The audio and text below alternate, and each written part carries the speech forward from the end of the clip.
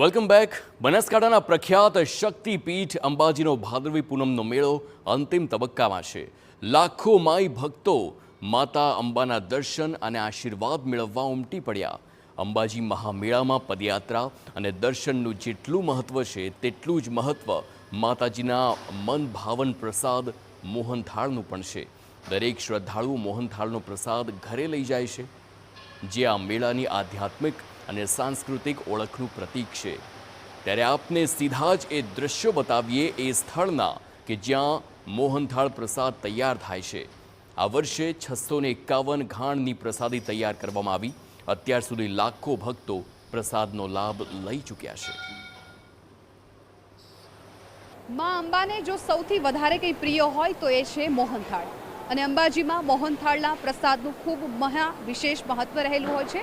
અને જ્યારે પણ ભક્તો અંબાજીના દર્શને આવતા હોય છે ત્યારે અચૂક આ પ્રસાદ છે એ પોતાના ઘરે લઈ જતા હોય છે. અને અનેક લોકો ગુજરાતમાં પણ આ પ્રસાદ દૂર દૂરથી મંગાવતા હોય છે.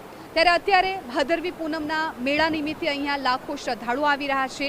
અહીંયા પ્રસાદ બનાવવામાં આવી રહ્યો છે. આપ જોઈ રહ્યા છો કે આ એ જ જગ્યા છે કે જ્યાં મેળા દરમિયાન જેટલા પણ શ્રદ્ધાળુઓ આવ્યા છે એમણે આ જ પ્રસાદ છે એ ગ્રહણ કર્યો છે. અહીંયા આ આખી સામગ્રી છે એ તૈયાર થતી હોય છે. આજુબાજુના જે ટ્રાઇબલ એરિયાના વિસ્તારના લોકો છે એ તમામ લોકો અહીંયા આ પ્રસાદ તૈયાર કરતા હોય છે. લગભગ 500 જેટલા લોકો દ્વારા આ પ્રસાદ તૈયાર કરવામાં આવતો હોય છે.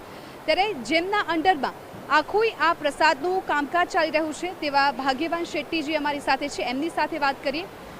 ભાગ્યવાનજી, મોહનથાળના પ્રસાદનું વિશેષ મહત્વ રહેલું છે. માતાજીને તો આ પ્રસાદ ખૂબ પસંદ છે, પરંતુ ભાવિક ભક્તોને પણ એટલો જ આ પ્રસાદ પ્રત્યે પ્રેમ છે. ત્યારે મેળા દરમિયાન અત્યાર સુધીમાં કેટલા પ્રસાદનું વિતરણ કર્યું છે? જય અંબે. ભાદરવી મેળો 2025 માટે અંબાજી દેવસ્થાન ટ્રસ્ટ તરફથી ઓછામાં ઓછા 900 ગાણાની તૈયારી કરવામાં આવેલી હતી. તેના ભાગરૂપે આજે અમે લોકો 776 ગાણા બનાવી ચૂક્યા છે અને 2.5 લાખ પ્રસાદ તૈયાર થઈ ચૂક્યું છે.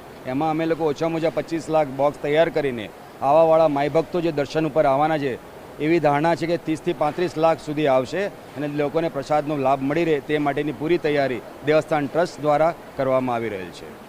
અહીંયા કેટલા લોકો પ્રસાદની કામગીરીમાં જોડાતા હોય છે અને આ લોકો ક્યાંથી આવતા હોય છે? લગભગ ટ્રાઇબલ એરિયામાંથી તમામ લોકો આવતા હોય છે અને અહીંયા પ્રસાદ બનાવતા હોય છે. જી, આપની વાત સાચી છે. અહીંયા માટે જે આવે છે અહીંયા 15 કિલોમીટરની આસપાસ ટ્રાઇબલ ડિપાર્ટમેન્ટના લોકો છે, જે લોકોને આ લાભ મળી રહે છે અને એ લોકો પણ ખૂબ હોંશે આ કામ કરવા માટે દર વર્ષે આવતા હોય છે. એમની ભાવના એવી છે કે માતાજીના પ્રસાદ બનાવવા માટેનો આ જે લાવો મળ્યો છે એ લોકો એના માટે ખૂબ જ હોંશે આનું કામ કરી રહ્યા છે. અને જે પણ ભાવિક ભક્તો આ પ્રસાદ ગ્રહણ કરતા હોય છે, ખાસ તો સૌ કોઈના મોઢે એક જ વાત નીકળતી હોય છે કે કોઈ પણ બોક્સ તમે ખોલો, સ્વાદ દરેકમાંથી એક સરખો આવતો હોય છે. તો એ પાછળનું કારણ શું છે? એ તો ફક્ત ને ફક્ત મા અંબાની કૃપા છે, અસીમ કૃપા છે. અને આ જગ્યાની સત્યતા એવી છે કે આજ પ્રસાદ એમના માટે બની રહ્યો છે. જો એમના માટે જો પ્રસાદ બનતો હોય તો એમાં કોઈ પણ ખામી રહી ના શકે. તો આપણને આશીર્વાદ રૂપ છે આ જગ્યાનું.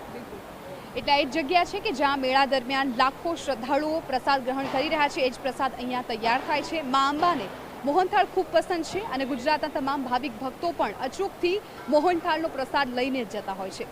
કેમેરામેન નટુ પરમાર સાથે હું જિજ્ઞાસા, TV9 અંબાજી.